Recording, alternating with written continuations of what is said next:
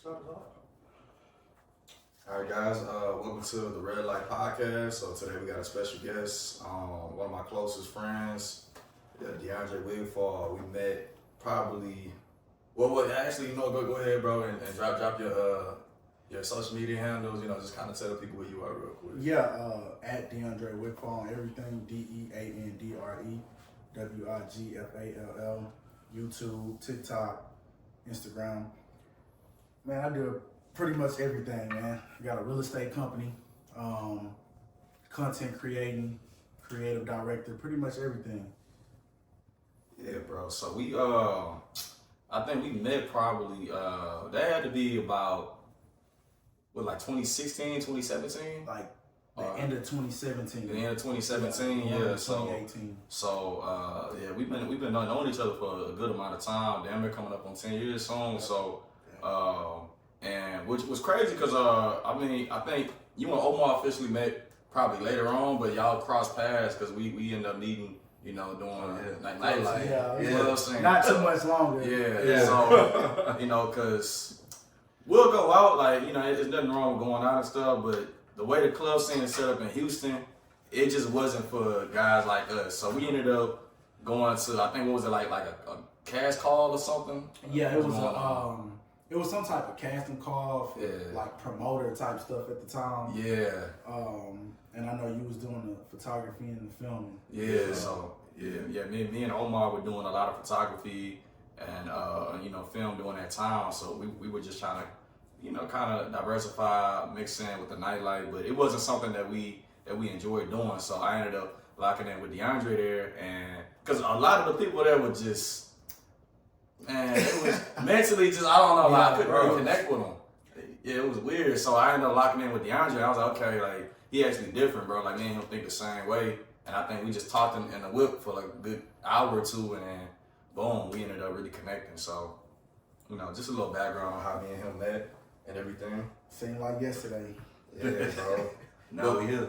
Yeah, now we here. But, considering that, I think that time, we had to be about, 19, 20? Like, yeah, About at least, about 20, at least 20. Yeah, at least 20. So, we here 27 now. So, just thinking back to how you were as a 20-year-old versus now, bro, like, what do you think is the main, differences, similarities versus 20 and 27? Man, I would have to say just life experiences. Like, I think at that time, that was like that transitional phase of life of trying to figure out what I was going to do next. Hence the whole club scene where we met. Because that was more so like he did like club promoting, but I was more so at that time, I was still doing fashion. Mm-hmm. So I was pretty much trying to get in there as like a stylist for like the models, some of the guys that was doing the promotion. So I was there with a purpose, just like you was there with a purpose. Yeah. So I think at that point in life, it was like that stepping out of the teenage years, out of college, out of school, and just really trying to find yourself as like a man and see like what was my next steps in life. Mm-hmm. That was like that real motivated phase, but not really knowing exactly what I was gonna be doing, what the plan was. Yeah. So. Yeah, man. I think during that time, well, really early 20s in general, you're really just trying a bunch of new stuff, bro. Because I worked so many crazy odd jobs. Like Omar will tell you, bro. Like I was literally trying everything, and the nightlife was just one of those things that I tried that I wasn't feeling that at all. But just kind of piggybacking off what you said, working with your initial mindset of wanting to work as a stylist and the nightlife. What got you into just the world of fashion, or even becoming a stylist at that time? Man, at that time I was fresh out of college. I did 1 year in college at UTSA because I used to play basketball. So that was like my main passion. That was my main goal. And you was on the news for basketball too. I was in high school. Yeah. So like I played basketball like competitively, cooking like niggas. for real. Like I had a bunch of teammates either in the NBA or D1 in college, but I stopped growing. So the height when you football you can get away with it. Yeah. Basketball going Division 1, that height played a huge factor. You gotta be like AI. You talking about 6'5" guards, and if you are 6 feet, you gotta be jumping out the gym. Exactly. So I ended up not getting a scholarship like I was supposed to, and I ended up going to UTSA. Yeah. And my mom kind of convinced me to do like sports medicine, Mhm. so that way I could still be around basketball and sports. Yeah. And because she's in the medical field, so she Okay. kind of talked me into doing that because it looked cool, it looked fun. Yeah. Until you realize you got to learn about anatomy in the body, and every body part. Yeah. And at that point, I went to school. That was 2014, 2015, and just sitting in class and it just wasn't for me. Yeah. You know, I didn't feel it. It wasn't my style. It wasn't my thing. And at that point, that's when Kanye and A$AP Rocky, and that's when like black luxury fashion was really like taking off. Yeah. That's when Kanye had everybody with the Yeezys and the skinny jeans The and hot the top long, Yeezys, the Yeah. original Nikes, right? Classics. the long shirts. And at that point, I think Kanye and like A$AP, they really introduced us into a more upper echelon version of fashion. Right. Because before then, it was like streetwear, baggy clothes. Oh yeah. But then Kanye brought that luxury streetwear. Balenciaga. At that time, nobody even knew what Balenciaga was. Right. Black people didn't. Black people didn't know. Black people wasn't wearing that. I think it was like, what, Gucci? Gucci, like the typical Gucci, Yeah, Louis Gucci, Vuitton. But yeah. as far as like those type of brands, like even Dior, black people weren't really on Dior like that at that time. Or at least not, certain people. So at that time, I would be sitting in class and I started to really study that Kanye era. I think he had everybody on that wave. Sure.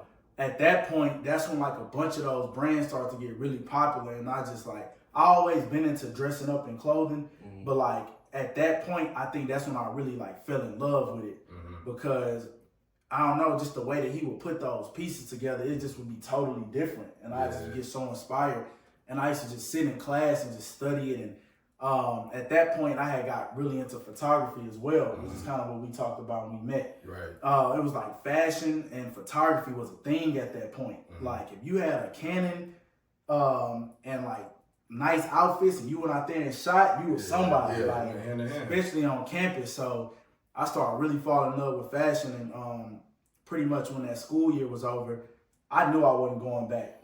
I just knew I wasn't going back, and at that point, I had told myself, like, when I get back home, I'm going to develop a brand, my own streetwear brand. And I did. I created a brand, started with the t-shirts, printing up the t-shirts, getting models, taking pictures and selling them. And I kept doing that. And then I ended up getting invited to this Houston fashion show. It was my very first one. It was like 2015.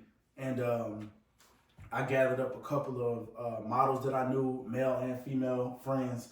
And I got the t-shirts. I had a couple of custom pieces sold together.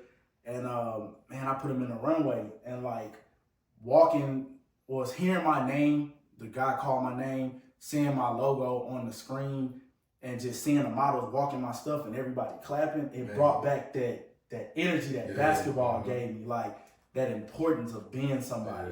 And I fell in love with it. After that show, it was over with. I was addicted to that feeling. So I took it seriously. I started really studying fashion, and I ended up going to fashion school at HCC. Oh shit! Learning how to sew and everything like that. And I didn't even know that. I just kept doing shows. I ended up getting invited to the Dallas Fashion Week, and then New York Fashion Week eventually. Oh shit! In 2016.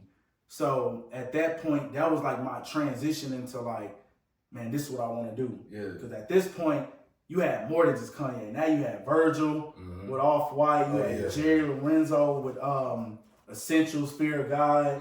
I mean, Pharrell was doing stuff. I mean, it was everybody. Black fashion, black luxury fashion was starting to become a thing. Right. So it was possible at that point. So, excuse me, I think that was the time to where I really like felt like I found what I wanted to do. Until like 2017. In between that, I'm working all of these different jobs, from Papados, serving, to working valet at BMW. Like I was always working different jobs and networking. That was like the key thing for me, was networking and meeting new people to get to the next opportunity. Right. So, man, when I was working these jobs, I ended up working at a Zara in the Galleria Mall. and then transitioned to Nordstrom. And then when I worked at Nordstrom, that was the point of my life to where I was listening to Nipsey a lot. Like I had already been listening to him, but around that stage, I think that's when I was like really growing up, and I figured out like, okay, it's more to this life stuff.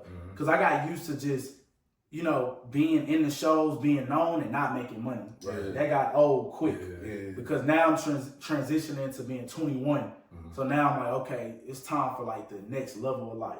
And I'm listening to Nipsey and these business terms and these business things. And that was the point to where my life really transitioned. And I'm like, man, I got to do something different. Like I got to do more in my life. Like this is cool.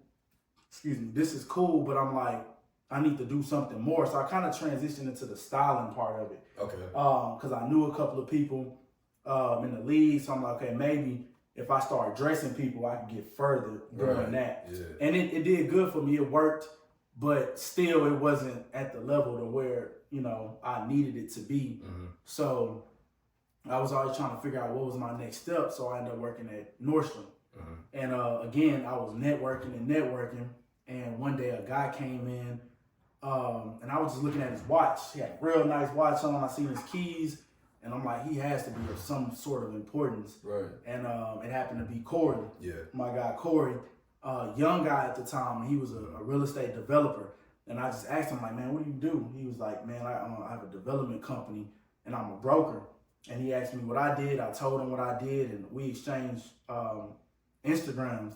And I'll never forget, fast forward, it's like 2 months I'm working at Nordstrom, and before you know it, they just laid everybody off. For no reason. They just came in and was like, you know, we cleaning house. And excuse me, I remember at that time when I got back, I'm like, man, what I'm gonna do next? And I'm like trying to apply for these other high-end retail jobs, Gucci, Neiman's, but this was around Christmas time, after Christmas. So nobody really hiring after those holiday seasons. So man, I'm sitting on my phone, I'm scrolling, and I came across his Instagram. And I thought about it, like, man, he was like, you know, reach out to him if anything ever changed. So I told him, like, look, man, I'm not doing that anymore at Nordstrom. You know, if the opportunity to work with you still there, you know, I'd love to. So he kind of prolonged it and was like, all right, I'll let you know. Kind of prolonged that for like 2 weeks. And I kept reaching out to him like every day about the opportunity. And one day he finally hit back. I'll never forget, it was Super Bowl Sunday. It was when the Eagles was playing. I think it was like 2017, 18, one of those. And it was like 9 o'clock at night. And he was like, man, you still want to work? I got an opportunity for you. And he was like, I'm doing a fix and flip, and I need some guys to come do labor work. And I think when he seen me, he didn't expect me to say, yeah, no, he's not going to get dirty and do no work. But, man, I was ready. He was like, be there at 6 a.m., went to Walmart, got me some work boots, construction hat. Man, I was ready, and I showed up, and I'm like pulling up these floors, I'm knocking down these walls, and like, but I'm thankful because like I hustled this opportunity out of nothing. Because I didn't have a job at that time at the Nordstrom. You know, so after doing that, he pulled me to the side. It's like, man, you working hard. He was like, I was kind of blowing you off at first, but a lot of people waste my time. But he was like, you were so persistent. I seen myself in you. That's what made me want to give you the opportunity. So fast forward, I'm working with him, doing the labor work, and 2 months later, he pulled me to the side and wrote me a check to go to real estate school. So that's how I did it, and that's when we met, and we both started going to real estate school. So that was my transition. It was pretty much from fashion, but it was more into like, what's my next level of life? What am I gonna do next? And God kind of aligned with me meeting him there, and then that's how it happened. Yeah, bro. Nah, that's a crazy story, bro. I mean, like, I think literally everything happened the way it was supposed to, bro. I think him coming inside the store, even you, because I mean, you could have easily just not said anything. I say that all the time. I could have easily just, you know, a lot of people scared to talk. I could have easily let them go. Yeah, just let them go, but closed mouth don't get fed. So and you know, I met Corey a few times, bro. Real good dude, very smart. So yeah, bro. Do y'all still keep in touch? Yeah, we still keep in contact. For sure. Okay, that's good. So with you starting off, you know, just kind of working, doing the labor for his development business, what type of real estate tips or just like insight did he really feed into your brain to help you take off to the next level? Man, he instilled a lot. I remember the first thing that he ever told me when I was riding with him, it was like, because he knew I love fashion. Yeah. And he was like, one thing I will tell you, he was like, I know you love that, but like, this real estate can be your vehicle to whatever you're trying to do. Mm-hmm. He was like, let this real estate be the foundation, Yeah. and then use that money to do whatever else you want to do in life.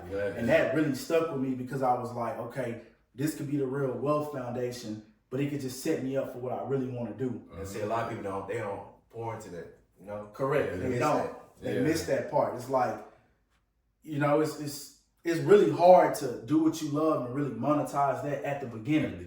Sometimes it hit off for people. Other times you got to work your way up to, and it take money to make money. Exactly. So him telling me that, it really stuck with me because it let me know, like, okay, I like this, but I don't have to only be boxed into just doing this, because I'm much more than just real estate. Yeah. And that stuck with me all the way up to like where I am now in my thought process. Mm-hmm. Yeah, no, that's great. And I think a lot of people don't take advantage of that, or, excuse me, they end up, you know, having a passion. Like say, for example, say if you want to be an actor or you want to be the best photographer, and you assume that, you know, you got to just put all your eggs into that one basket. Oh, this is the only way I'm going to make money. But sometimes, say if you're a photographer, but you are a very good writer, or, you know, you're just headstrong, you know, you're able to go to school or do whatever you need to do, get you a job, use that to fund your passion. And, you know, ultimately later in life, you can use that to, you know, not only be your main money maker, but also, you know, just to fulfill what truly makes you happy. So, you know, I think me and Omar definitely took that approach. I took the same thing with school, with engineering.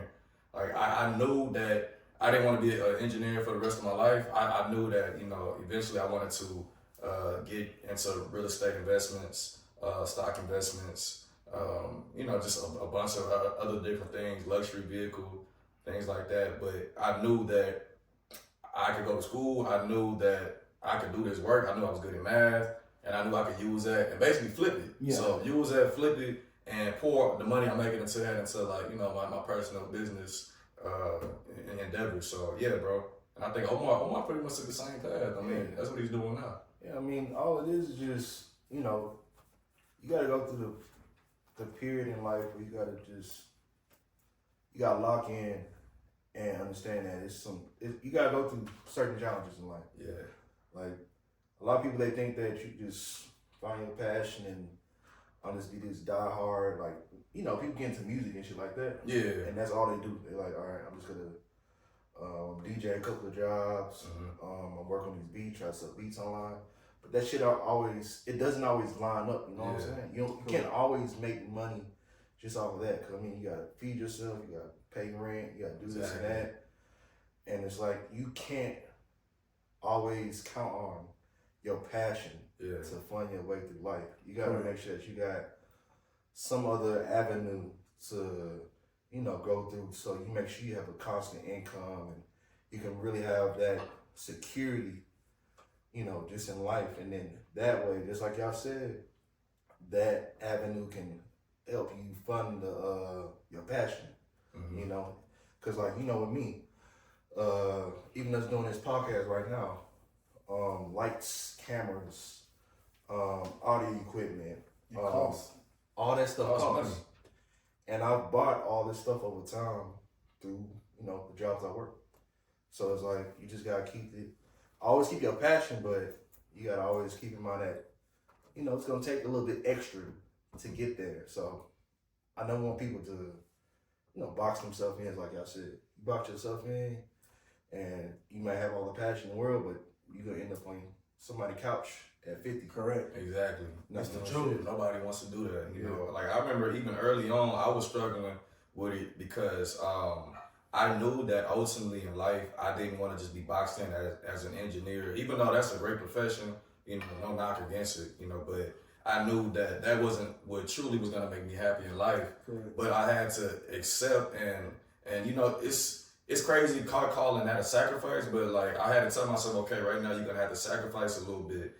Use this, you know, just like you said, as the vehicle to really drive you to where you want to go. So I mean, I'm right on course with the you know in terms of like the ETL getting there. So yeah, I just think that everybody should make sure that you keep the passion, you know, like in the back of your mind, or not even in the back of your mind, but just make sure you keep it alive.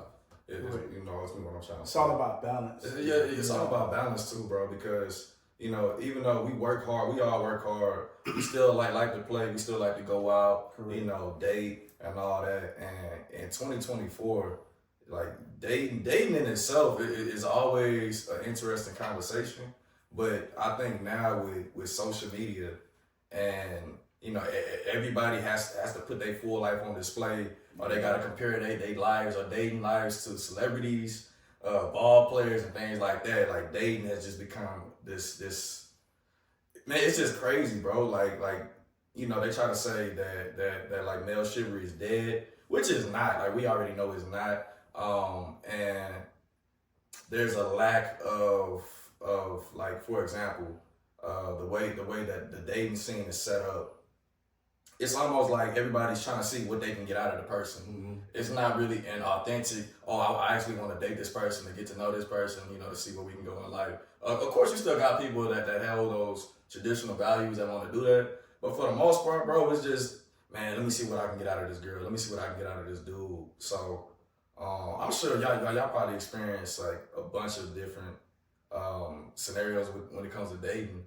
You know, like what do you think has been the you know, like the worst dating experience that you've had, or like everything that I mentioned, like has that ever happened to you? Have you ever noticed that when you was trying to court someone, or?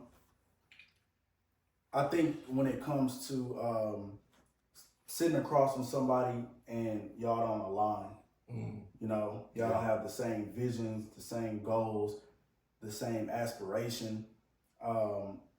When you want more out of life, and you may see a person that you're sitting across from, they may have the look that you like, but not the intelligence that you align with. Right.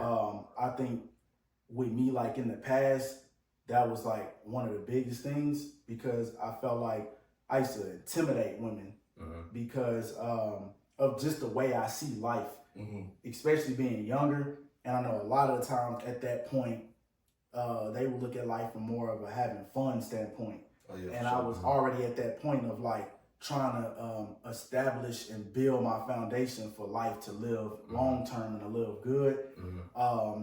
When you say, I ain't gonna cut you out, but like when you say you felt like you intimidated women, is it because that you were so serious about you know your goals in life? Or? I've been called too serious. But I never really understood that point. I think I was just always like in tune with my goals and what I needed to do. I always looked at life from a more serious perspective and not like a joking perspective, you know? Because a lot of women have they have the ability to kind of get carried through life due to, you know, different men providing them those opportunities because they look good. Versus men, we don't really have that luxury of sitting around and kind of playing around and kind of like letting life find us. We got to go get it. You know, they can kind of BS around and wait till somebody marry them and kind of play around. But us, we have to be those guys to go out and go get it and make it happen. So that was a lot of the times at the time for me where we would kind of, you know, bump heads in the front. There was a lot of friction in terms of that. So what about in the case that go ahead. So I know like you like really into fashion. Like I see your posts all the time. You always dressed up. Always got, you know, you showing colognes and shit like that, watches and all stuff like that. Do you ever get the wrong type of attention based off of, I guess, the appearance that you give off? From like women? Yeah. Sometimes I can get like women before they even talk to me and know me, they would think that I'm like stuck up or arrogant or too into myself. I get that a lot. And again, another thing is like but I only get that from, again, the women that are intimidated by me, because whenever you come across women that are on the same type of thing, they enjoy fashion, they enjoy style, I never get that. It's like we align and we get to talking about stuff. So it only comes from specific type of people that I feel like, you know, aren't really in tune with themselves and into the same things that I like. You know, that's what we kind of bump heads, because anybody who is into that, they applaud it. You know, they applaud it, and they we see the eye, like eye to eye on it. Yeah. So I would say that's the only time where people kind of like prejudge based off appearance and image is when they feel like, oh, I may be too much, not knowing that I like to thrift. Yeah. You know what I'm saying? So it's all about how you put it on and how you wear it. A lot of the times I get stuff for good deals, but it's not about how much I pay for it. I just put it on that way. Right. So I feel like for somebody to like prejudge my character based off the clothes I wear, it's like, well, you got to get to know me first, because I thrifted this fit. Yeah. You know, I just put it on. So that's what I say about that. Yeah, nah, bro. I definitely feel that, man. So you know, when you're going out dating and things like that, what type of qualities are you know just like from a say you are on Instagram, or say you are going out, you know, about your day, what's gonna catch your attention from a woman? That's a good question. Definitely a woman that's natural. You know, that is she's confident with being herself and not feeling like she has to like put herself together in a way to where it's like, oh, I can't leave the house until my makeup is done, or I need 5 hours to do it. Like pretty much a girl that's okay with, you know, pulling her hair back in the ponytail, no makeup, fresh face, and just having fun. You know, really just being herself. I feel like a lot of times a lot of women get so consumed in like really looking a certain way that they forget about like the inner qualities of a good person. Right. Because at the end of the day, you can look however you want to, but it's like you're not a good person, your spirit, the rest of that won't even matter. Oh yeah, for sure. So that's what I would say. I like a woman that's confident, well spoken, like knows what she wants out of life, has a vision, and very supportive. I think you can sit across from a woman, you can just feel like a pure spirit, pure energy, like somebody that's just feminine and a good person. Right. I just like women that are like, just, it's something about being in their presence. It just makes you feel good. Makes you feel good. You can't even. It's just something that they have. You have it or you don't. Yeah, you So have it or you don't. it's really a feeling for me. It's all about that. It's that feminine energy. Yeah. You know, a man can really, you know, feed off of that. They say a lot of times that, you know, a man's greatest conquest in life is a woman. And in that respect, it's like women that have that energy about them that just can rejuvenate you. They can make or break a man in a lot of ways, you know? And, you know, as we've learned in history, there's been many wars fought over just women. It's just because they have that, it's a natural energy about them that can just uplift a man and make you feel like you could take on the world. You conquest on any land, you can reach any goal, you just do whatever. But it's a lot of times that, you know, people might misuse that energy, or they don't really tap into it to the level that they should tap into it to really help elevate their man, or, you know, just in marriage or relationship. And I think that right now we're in kind of this era where women have, in a lot of ways, become more masculine, and that energy is kind of, you know, weighing down, and, you know, it's not as prevalent as it used to be. Correct. You know, you get it. It's a lot of times that, you know, even now we seeing all these celebrities and everybody like that divorcing and breaking up, and, you know, it's a shame that we got all these split ups and everything like that, but there's a lot of people that just on everyday lives and stuff like that, because that feminine energy is lacking, or maybe that the man is not able to help their women to tap into it, because as men, we also have a job too. We have to, the biggest thing as a man relationship is we have to, most times we have to lead with love, because the thing about women is they'll open up more the more they feel the love, and the more they feel the love, the more that they'll love themselves and open up their hearts to be receiving the love as well. It's all about how you make them feel. Exactly. Yeah, because you know, men, we pretty much go off of just straight strategic thinking, logic. Not saying women aren't logical or can be logical, but typically, you know, more women go off based on how they feel. Mm-hmm. Like if you ask a woman why did her and her guy break up, 9 times out of 10, oh well, he didn't make me feel such and such. He didn't make me feel such and such. It's never oh well, I didn't think that he was, you know. So it's always based on the feeling. So as a guy, it's a challenge to I don't want to say go against the way that we think, but being able to put ourselves inside of a woman's mind and be like, okay, if I say this like this, how is this gonna make her feel? Because you know, as a guy, we can be brutally honest with each other and know that it's coming out of a place of love. Like, you know, to somebody else that might not know us, be like, damn, they talking crazy to each other. But it's like, bro, I'm telling you this because because I love you. Because man, you got this time on our belt where I can be honest with you and just tell you, like, bro, that's not good. Like, that's not gonna work. You know, but if you say the same thing to certain women, they might not respond the way that you would like them to respond. So, at what point did you guys start learning that, or just really realize that it's sometimes what you think isn't correct? You know, sometimes you gotta just make the woman feel a certain type of like energy. Or I mean, what y'all think? for me, it's I started paying attention to it in my relationship. So let's say, I don't know, your girl comes back from work and maybe she just had a bad day or got into it with somebody else like that. Maybe she had an issue with some friends and she's talking to you about it. I learned that she might not necessarily want me to solve it, but more so just be there to listen to her and console her. Because they don't always want a problem. They don't always want a solution to the problem, because that's how we think, right? Yeah, they just want When you we to get an listen to issue, the problem. once we get an issue, all right, how we get a solution to this, how we fix it. For them, it's more so, I just want somebody to be there, support me through it, console me, and then maybe at the end of it, she'll approach me or so what you think I should do.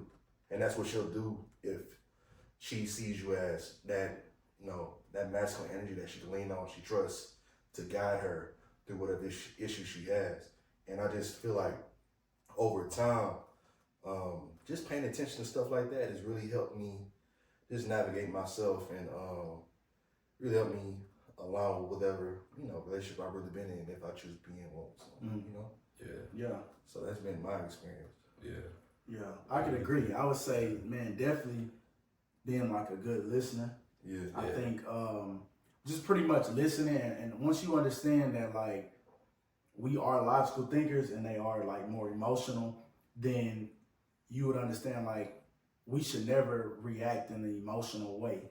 So even if they're upset or even if they say what they want to say, it's like let them vent, listen, and just have that understanding that, y'all on the same page, and give her that comfort of like, you're going to be there and you're going to make the right decision and help her make the right decision. Right. So I think it's like once us as men take our emotions out of it in the sense of like looking to react. And more so just taking it in, listening, processing it, then making that decision, I think that helps us a lot. Right. Because you have a lot of men today, like, then they get emotional with the woman. And now you got, that's feminine energy. So I feel like you just stand in your masculine trait, listen, let her get it out, process it, then make the decision as a leader. Right. That's when it, really aligns and everything runs smoothly. Because they really just want somebody to make them feel comfortable with opening up, being themselves, and being able to be vulnerable with you without feeling judged.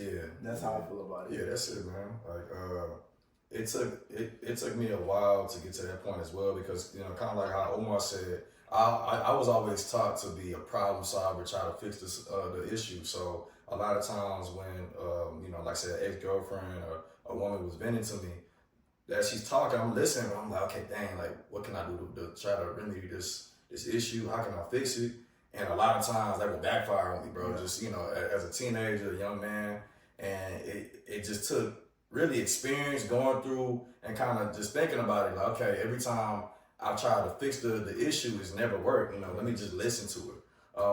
And a lot of times, bro, you listen to them, they'll mess around and give themselves a solution. It's like, I didn't even do nothing. I was just sitting there listening, and I'm good. Like, so doing that, bro, I think also reading books. Me and Omar talked about it the other day, The Way of the Superior Man. That book helped me out a lot, bro. I recommend every guy reads that book at least once a year. Yes. I think that book really reinforces the masculine energy that you should be providing to all women that you come across with. So yeah, I think just a combination of reading more books, experiencing different type of women, different types of feminine energy, and you know, just ultimately going through conflicts with women. I was able to get to the point where I am now, knowing how to, you know, give them the masculine energy that they deserve, and also knowing how to you know, just kind of juggle through the emotions of like, you know, hearing the problems, or, you know, just ultimately being a good support partner for them. But yeah, man, it definitely took me a minute to get to that point. But you know, just kind of touching back, you know, I know we kind of briefly talked about dating, and you know, you told me when it comes to the women that you like, you know, someone of course confident, feminine, things like that. Has there ever been a time where you met a woman that had all of those boxes checked that you like, and you ended up going on a date with them, and it almost kind of reminded you of like you know, a 90-day probation at work? They gonna come in the first like week or the first month and do everything that you want, but then later on they late. Later on they not talking the way they were in the interview. You know, like these flaws start to reveal themselves later on. Has that ever happened to you as you know, you were dating women? Or? Honestly, yes, but no. Yes, but no. And no, because I have something now to where like I pick up on small, minute traits when it comes to women. So it's like you could tell me something, I hear you, but I could catch little things and I'm like, nah, that don't align. I can look at your Instagram, I can see what you wear, how you pose, I can see how you speak about certain subjects, certain topics, and in my head I'm already processing these don't align.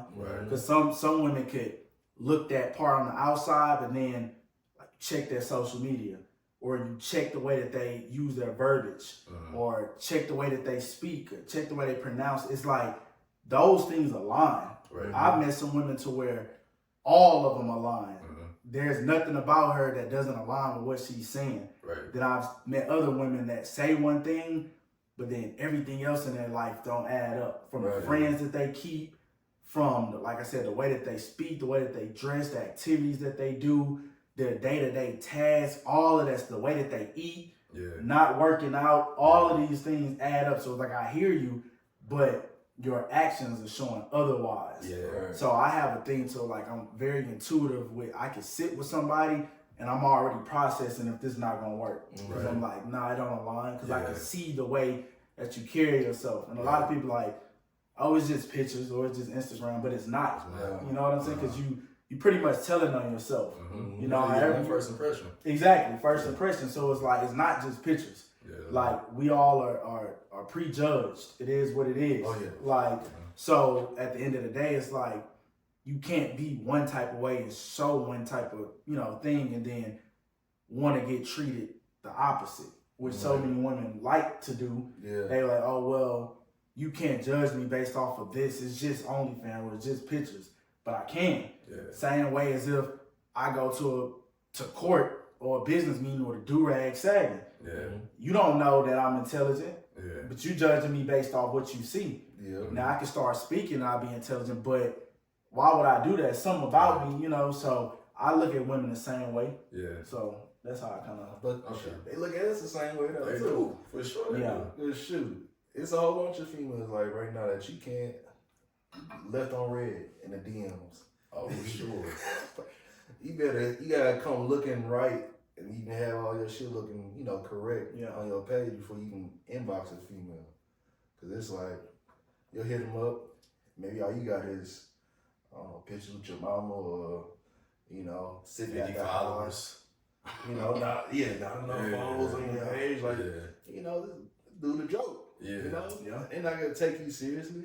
But 9 times out of 10, you don't even need to be with somebody like that had like, all right, it's okay with having criteria that you want in a partner. But when it comes to things that are shallow like that, like oh, he don't got no followers, or like, dang, he don't be posting himself on trips enough, or he don't be posting like, you know, wearing fancy clothes and things like that. Like that's, I mean, at that point, it's like, okay, you're not even trying to get to know me as a person, so you don't even know if I had a mindset to get to that point, you know, in the near future. So yeah, those kind of people like that, I just try to steer clear from them, because at the end of the day, just like DeAndre said, I have the ability, when I'm talking to someone, within the first few minutes, I already know, can I be friends with this person? Mm-hmm. Is this somebody that I can date? Is this somebody that I can have around my friends and my family?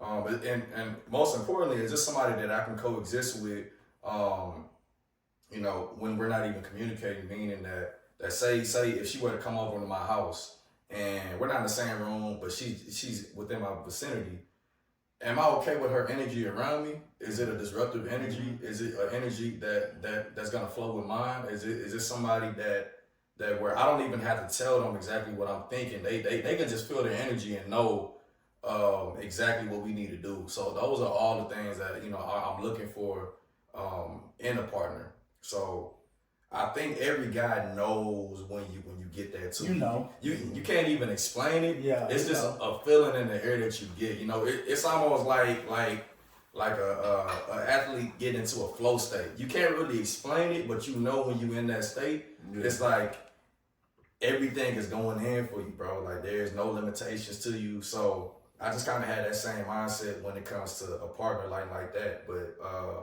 even also with just a team, building a team, my friends, you guys, you know, it's like I already know that we have those type of connections, and it's like we've all hit a point where we just end up hitting that flow state. Even in our conversations, talking about what we want to do in life, bro, like later down the line, building a legacy, you know, things like that, bro. So when it comes to even, you know, like where we want to be later down the line, within our legacies in life,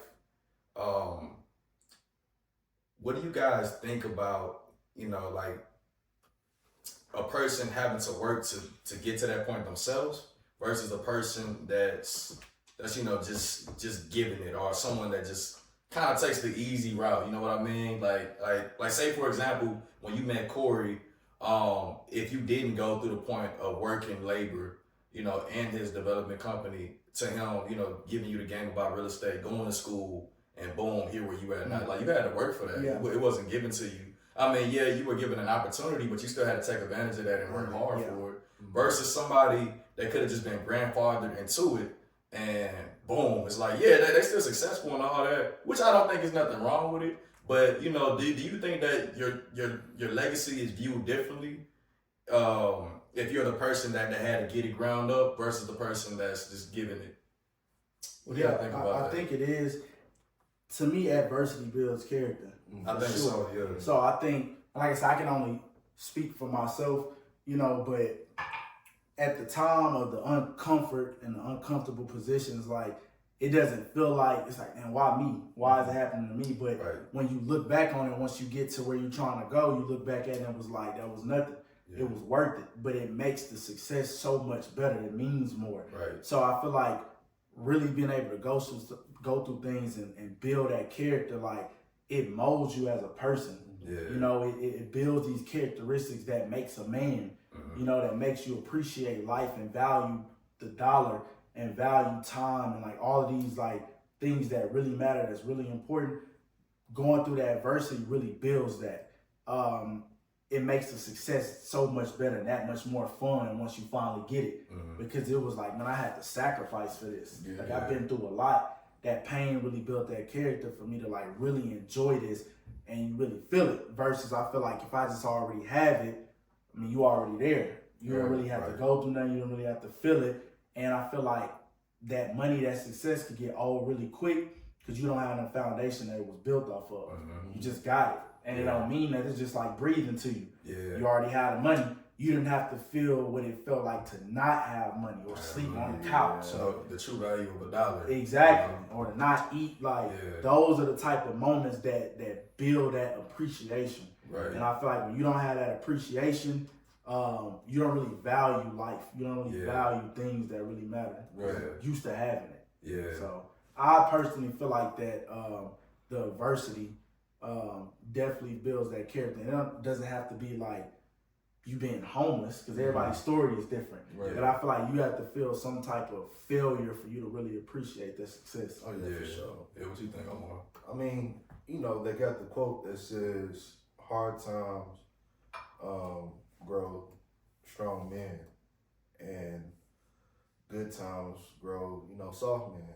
And it's like you said, through the adversity, through the challenges and everything like that, it really helps to mold you.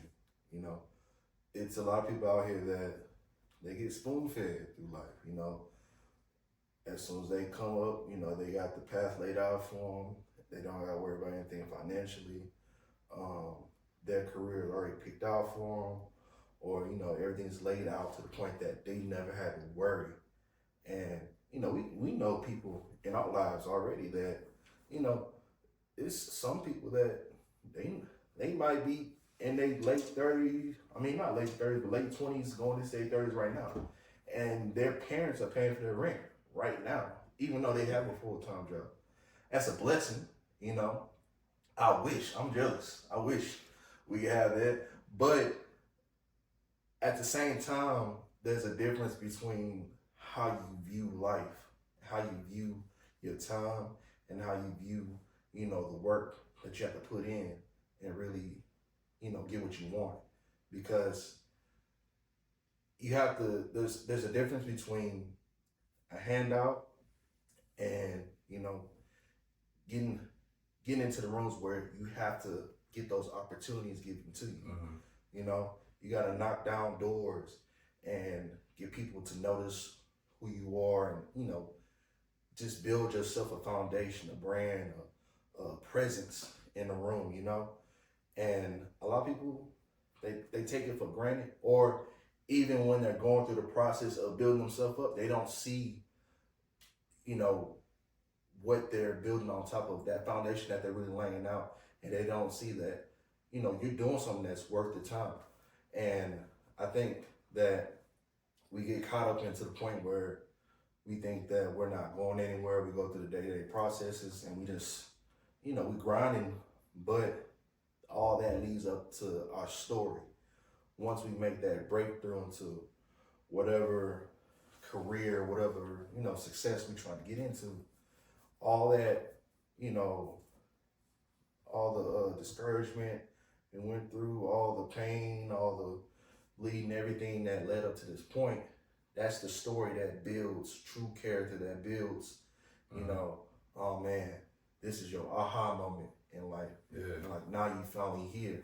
And then, you know, in certain cases, those are the people that I respect the most versus somebody that was just born into it. Like, man, you came from this to this.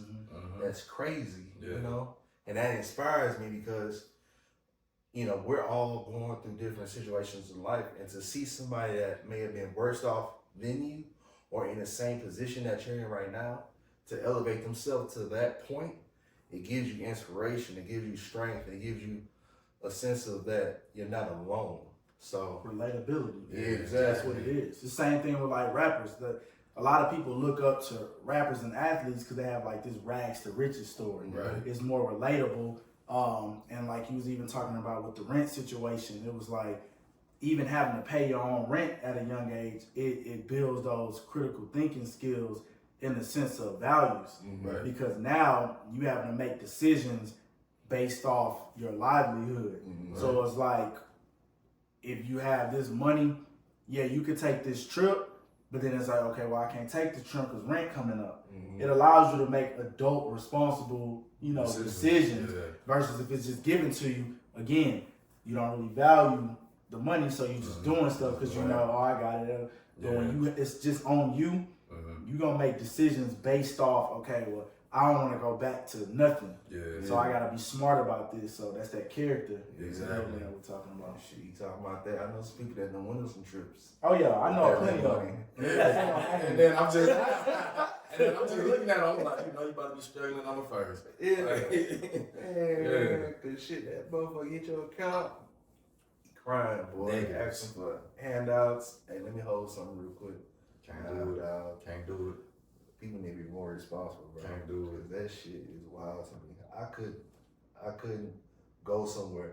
It would hurt my heart to know that I'm out having fun and know that I'm about to come back home and I gotta figure out what the fuck. That's me. I wouldn't even be able to have fun on That's the trip. it. I tell women that all the time. Yeah. Cause I've known a lot of women who they'll ignore. I mean, they could be at they last. Yeah. If they going on that trip. Yeah. And they would ask me, I'm like, somebody like me, I couldn't even have fun Couldn't have knowing fun. that my life is in shambles back home. Yeah. I need to travel mentally, be free for me to be on vacation. Cause I can't, my mind can be cluttered and I'm out of town. Nothing gonna change, I'm just in a different location. That's it. I'm still, annoyed. You still gotta go home to the same Exactly. issues. At the end of the day, you gotta fix the foundation first. If your Correct. foundation is cracked and got holes in it, bro, the house is gonna fall down every time. So, you moving it to a different location isn't gonna change the fact that it's still broken. You still broke. Like at the end of the day, bro, like you gotta before you can start living that kind of lifestyle, you need to be able to afford that lifestyle. You gotta live within your means, and like I also think that that's something that a lot of people that have to work to get to where they are in life have an advantage of seeing that foresight, because I always consider, say if I was just given fortune and things like that, how would I be able to teach my children to be humble? How would I be able to teach my children the value of $1? Because it's like at the end of the day, if I don't know what it's like to have to make $20 stretch for a week for lunch, if I don't know what it's like to, have to just pick between, me getting using this money to spend gas to go to work, or me using that money to I don't know, like if somebody needs some money, it's like I can't even afford to give you that money because how am I gonna go to work and make money? So it's like if I don't know the true value of $1, if I don't know how hard it is to make the money to become successful, how can I expect to teach my children that? And then also too, it's like, say if and when you do give your children, those opportunities, the fortune and all that, how can you expect them to stay grounded and stay humble? Because one thing that I always pay attention to, and not even just women, like men too, the way that you treat people that have no value to you. Yeah. So when you go out to eat, how are you treating that waiter? Yeah. How are you treating the janitor at the hotel? How are you just treating random people that you probably will never see again in life? Are you a loving person, or are you just spreading love? Or are you somebody that feels like those people are beneath you and that they can't even touch you? Integrity. Yeah. Integrity. Now the only thing that I would say, you need to keep your head on the swivel, crackheads. That's the only thing, bro, because it's just you never know what to expect, bro. Right. But bro, if you just being, and I'm not even saying be mean to crackheads, but just be, but say if you out, and you just being mean to a waiter for no reason, it's like, who raised That's you? a character flaw. Yeah, that's a character flaw. Who raised you? So I've actually been out to places with people like that, and at that point, it's like, man, I'm ready to go, because it's like I don't even see you as a good person no more. I just see a nasty type of energy. Right. Yeah, because I just always imagine damn, what if that was my mama and somebody treat my mama like that? So that's how you end up getting these spoiled ass kids that just feel like the world revolves around them. Or you get, like you just said, people in their late 20s, 30s, getting their rent paid for, and just not having a worry in the world, bro. It's like, oh, just go take a trip. Bro, I got stuff I gotta pay for. I can't just go and take a trip like that, you know? Right. So those are all the things that I'm looking at. So yeah, man. I mean, it's okay because ultimately we want to work hard to be able to make life easier for our kids and the next generation to come. But there still has to be some kind of foundation, who's gonna show them the ropes? Who's gonna really show them the value of $1? Like I saw something that Shaq said. He was like, "My kid's not rich. I am." Oh yeah. Yeah. So I saw that. he don't even be just. Well, I don't know what he does, but I assume if he's saying that he doesn't just give his kids handouts. He still makes his kids work hard and shoot. That's Shaq. Yeah. That's a 4-time NBA champ. That's shoot. Shaq is on everything. I can't even watch, bro. He be on all the icy hots, and I know he only, but he probably ain't even using icy hot. So Bro. yeah, like bro, I just always think about that. You know, just the difference between working hard for it and you know just it being given to you, which I feel like in every field there's somebody that fits both of those lines, bro. And a lot of times it's really easy to look like the guy that worked hard for it, or the guy that was just giving it, you know. And you know, you might have knew somebody that plugged you in, and boom, you right to the top. You know, you basically skip 5-10 years worth of work just by knowing somebody. Man, No, I know. do y'all think that? Well, okay. First off, did y'all see the Cat Williams interview? Oh yeah. Y'all seen the Shannon Sharp interview? Boy. Because I was just thinking about it as I was talking, bro. Which I kind of want to know what y'all think about it, because I know Cat Williams was like just saying how, like for example, he was saying Kevin Hart was an industry plant. He didn't work hard for where he got, which I got my own opinion on that. But what do y'all think about that, bro? And just that interview in general, because really it's a lot to unpack from it, bro. They touched on so much. Man, I think I love Cat. Yeah, I think Cat is a super intelligent person, and I see a lot of myself in him in the sense of like, Cat reminds me of a person who is independent. Yeah. In the sense of like, you have mainstream, and then you have somebody who is gonna build their own foundation and do it that way, like their way. Like you talked about integrity.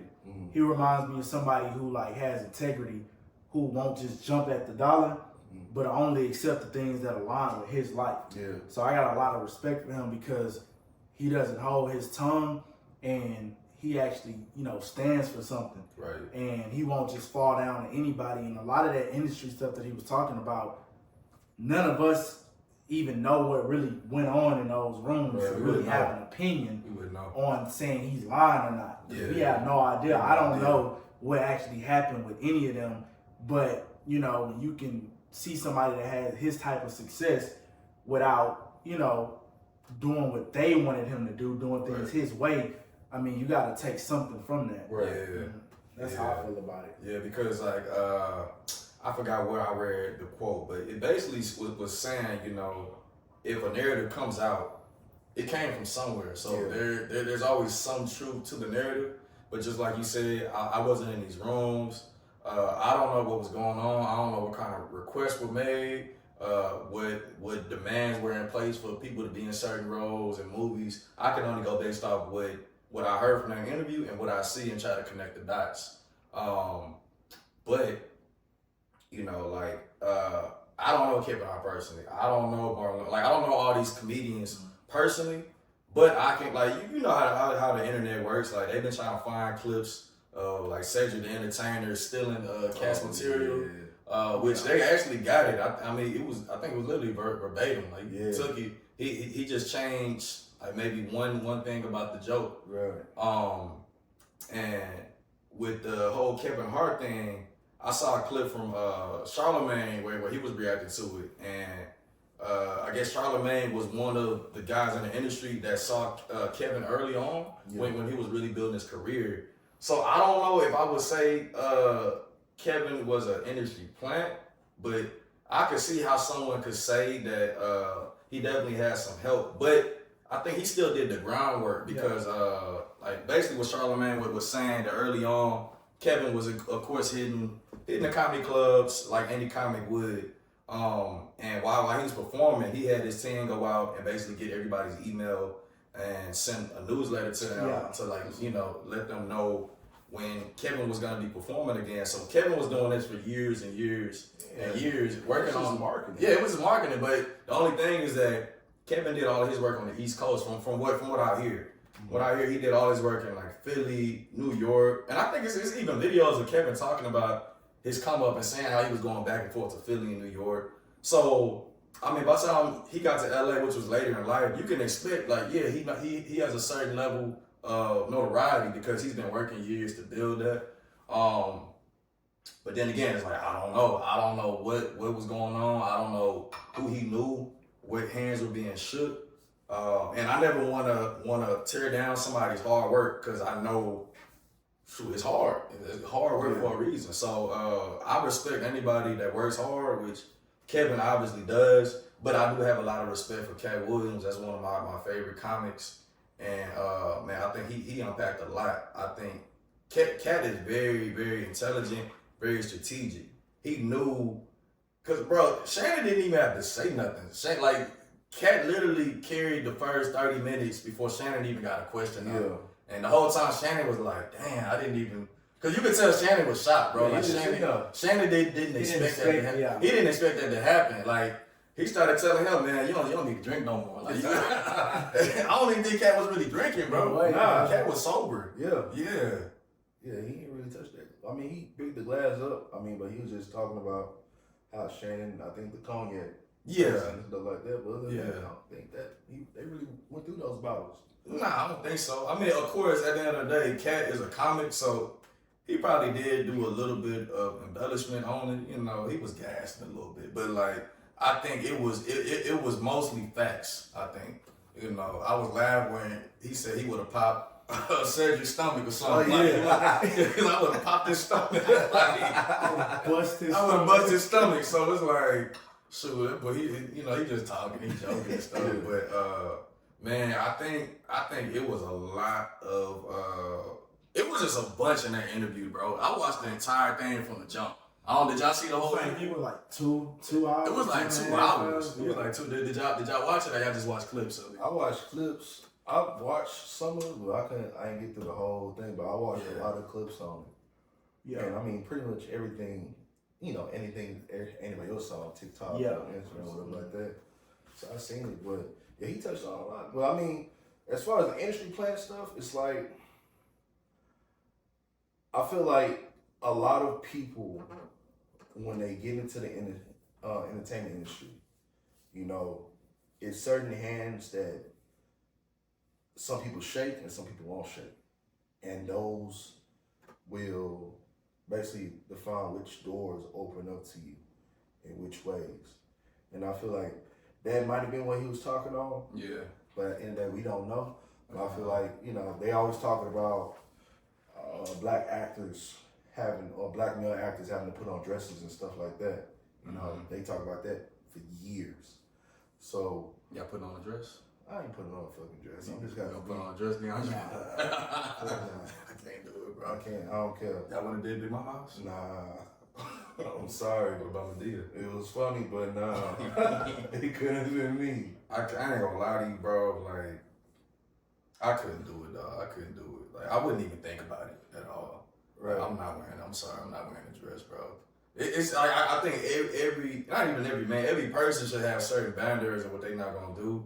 But it's just like, bro, what your kids gonna think when they see that, bro? Like, I can't do it, dog. And I mean, in a certain respect, because, I used to do theater arts. Yeah. Back in the day, men did theater when they did it as women. But I mean, that was a different time period.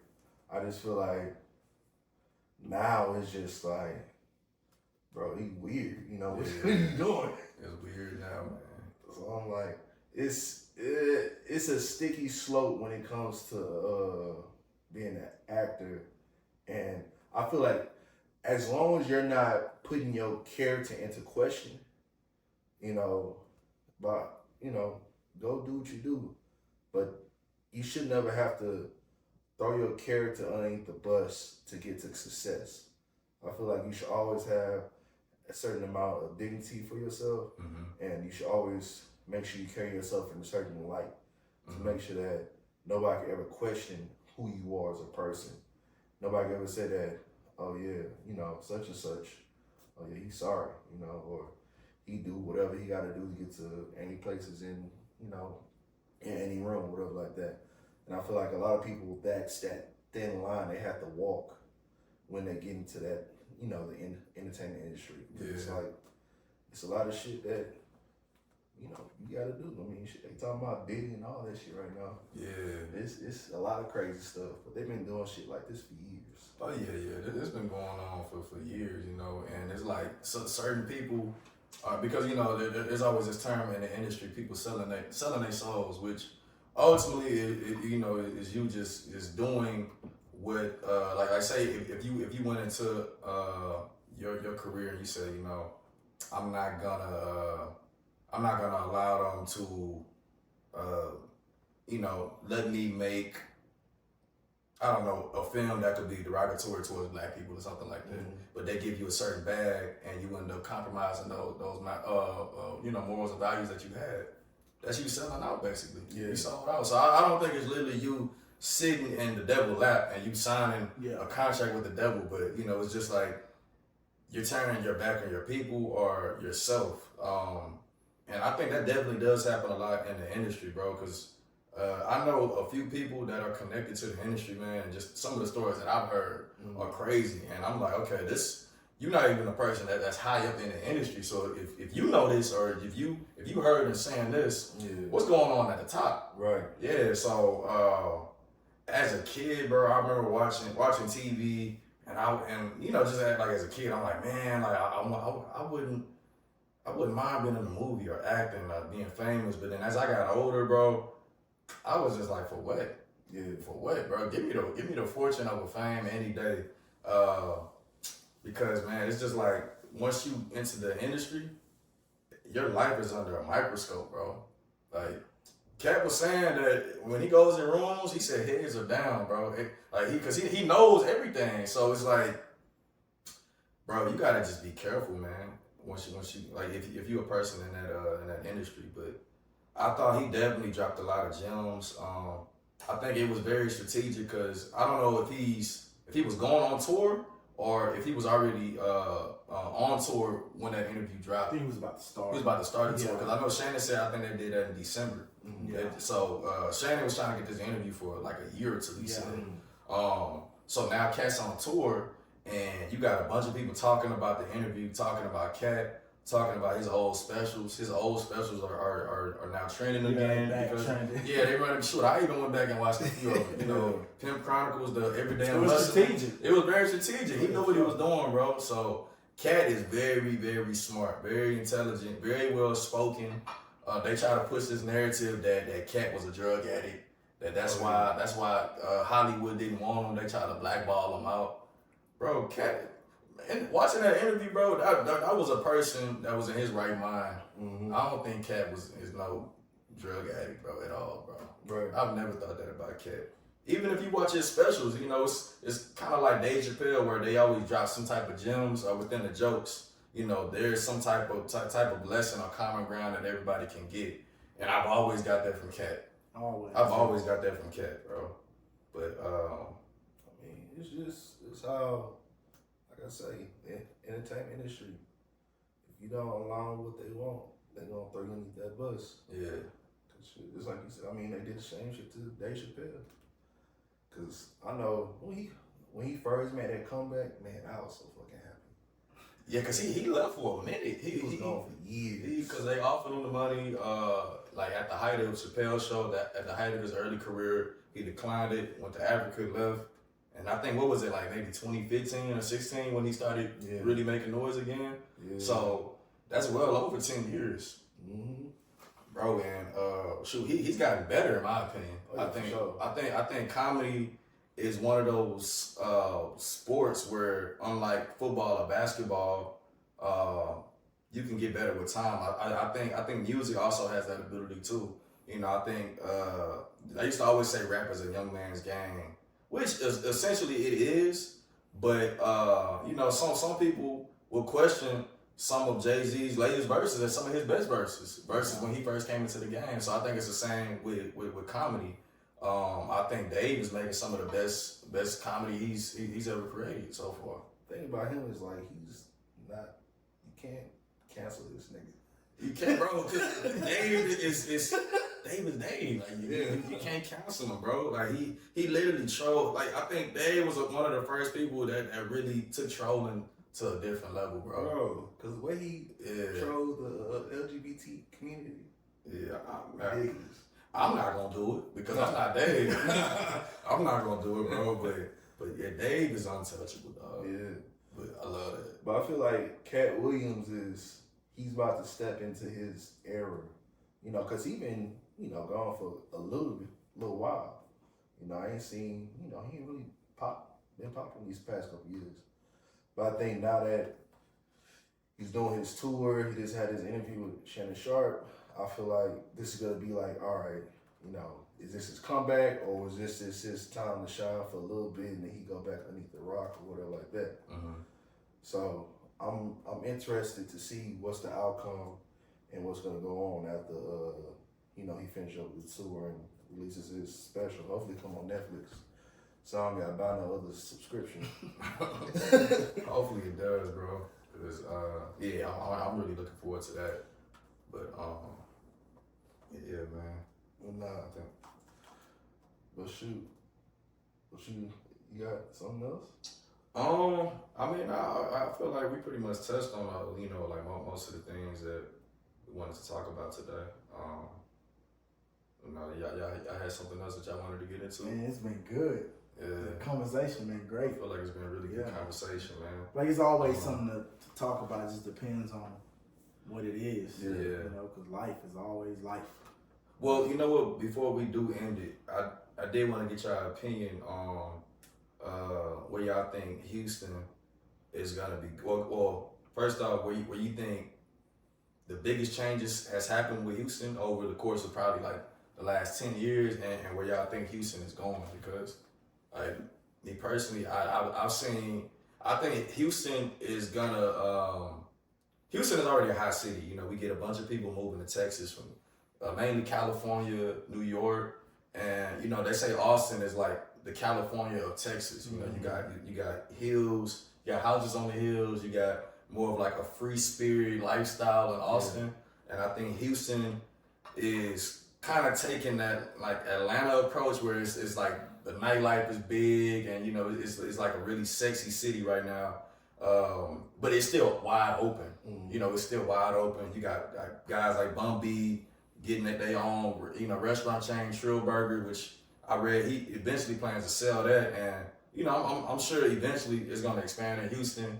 We already know gentrification is happening all over, but I mean, Third Ward used to be a place where you couldn't even walk at night, bro. I seen all kind, bro. I seen people walking Dalmatians in Third Ward now, bro. Like I've seen a lot of changes. So you know, what type of changes have you guys seen, and what changes do you think are gonna come to Houston soon? Man, I've seen tremendous change, man. I think it's so diverse. Yeah. Like it's so diverse that it's just I think it's gonna take a positive road in the sense of business opportunities. Yeah. You know, it's so many different people from so many different walks of life doing so many different things. I mean, for you to just be able to go to a networking event, I mean, you can meet somebody that's doing exactly what you're doing on a whole nother level. So I do think the real estate price is going to continue to rise because of how many people are moving down here. But I just feel like the opportunities are endless. You know, it's just one of these cities that's just, it's authentic.